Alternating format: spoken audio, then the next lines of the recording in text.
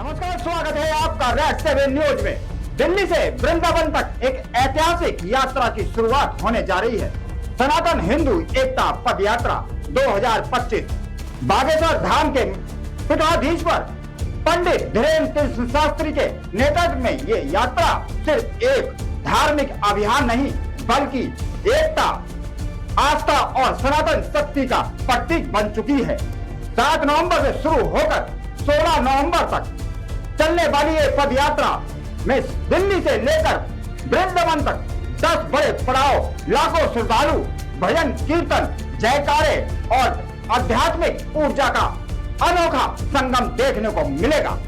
Delhi traffic police ने इस यात्रा को लेकर एडवाइजरी और डायवर्जन की जानकारी भी जारी की है ताकि लोगों को कोई असुविधा ना हो। इस वीडियो में हम आपको दिखाएंगे यात्रा का पूरा रूट मैप, दिन-भर पड़ाव और रात्रि विश्राम स्थलों की जानकारी, ट्रैफिक एडवाइजरी और प्रशासन की तैयारियां और वो सनातन संकल्प जो इस पद यात्रा की आत्मा है।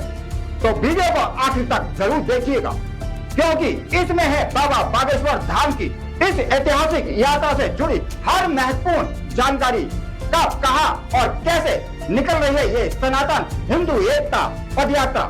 तो बने रहिए हमारे साथ और लाइक और शेयर करना ना भूलें क्योंकि ये सिर्फ खबर नहीं, आस्था की आवाज है, सनातन का संदेश है।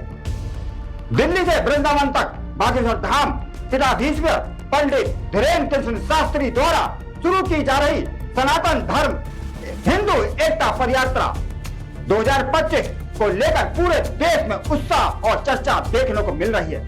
ये यात्रा सनातन धर्म की मूल भावना और एकता, करुणा और भाईचारा को मजबूत करने का संदेश लेकर चल रही है। पंडित धीरेन्द्र कृष्ण शास्त्री ने बताया कि इस यात्रा का उद्देश्य किसी के खिलाफ माहौल बनाना नहीं बल्कि समाज में धार्मिक, सांस्कृतिक और सामाजिक समरसता को स्थापित करना है। मध्य प्रदेश के छतरपुर स्थित बागेश्वर धाम के पीठाधीश्वर पंडित धीरेन्द्र कृष्ण शास्त्री द्वारा राजधानी दिल्ली में 7 नवंबर शुक्रवार से ये यात्रा शुरू की जा रही है। दिल्ली पुलिस ने इसकी तैयारियों को लेकर एक ट्रैफिक एडवाइजरी जारी की है जिसमें दक्षिण दिल्ली से कई हिस्सों में 7 नवंबर को ट्रैफिक प्रतिबंध और डायवर्जन लागू किए गए हैं।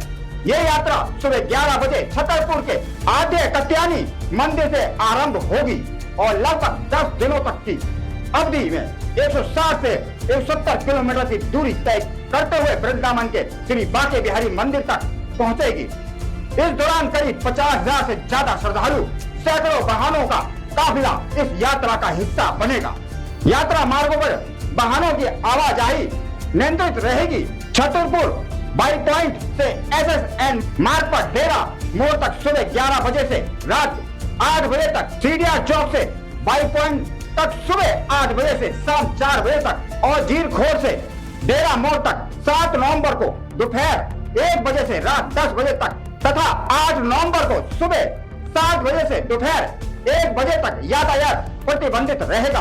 पार्किंग पर भी रोक रहेगी। अगर बात करें तो यात्रा के प्रस्तावित रूट और प्रमुख पड़ावों की, पहला पड़ाव 7 नवंबर को छतरपुर मंदिर से शुरू होकर जीवितेश मंदिर दिल्ली तक रहेगा। दूसरा पड़ाव 8 नवंबर को दरसला भवन फरीदाबाद तक पहुंचेगा। तीसरा पड़ाव 9 नवंबर को सीकरी में होगा जहां यात्रा का रात्रि विश्राम डॉक्टर HS अग्रवाल की भूमि शगुन गार्डन में होगा।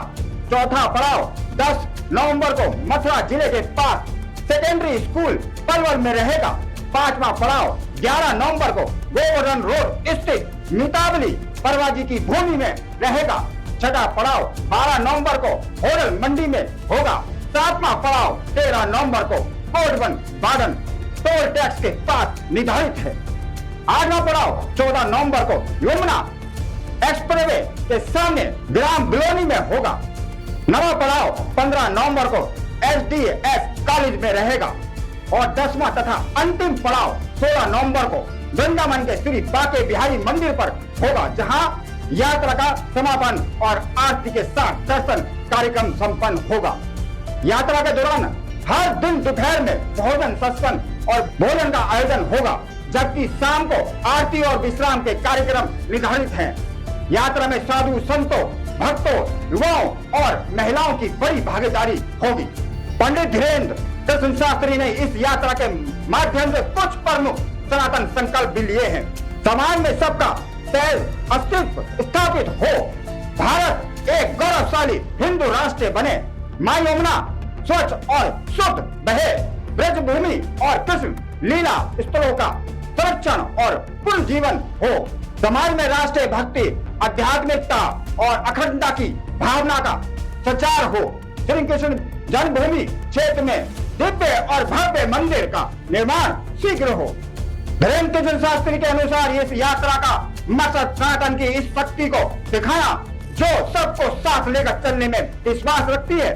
यात्रा में शामिल लोग भजन कीर्तन, जयकारों और धार्मिक गीतों के साथ आगे बढ़ेंगे और दिल्ली से वृंदावन तक पूरा रास्ता भक्ति में माहौल में रंग जाएगा। वहीं दूसरी ओर सोशल मीडिया पर इस पद यात्रा का लेकर सियासी बयानबाजियों का दौर भी जारी है। विपक्ष के कुछ नेताओं ने इस केवल धार्मिक नहीं बल्कि राजनीतिक यात्रा बताकर टिप्पणी की है, जिसके बाद समर्थकों में नाराजगी देखी जा रही है। भक्तों का कहना है कि धार्मिक शांति यात्रा को विवाद का विषय बनाना हिंदू भावनाओं को ठेस पहुंचाना जैसा है।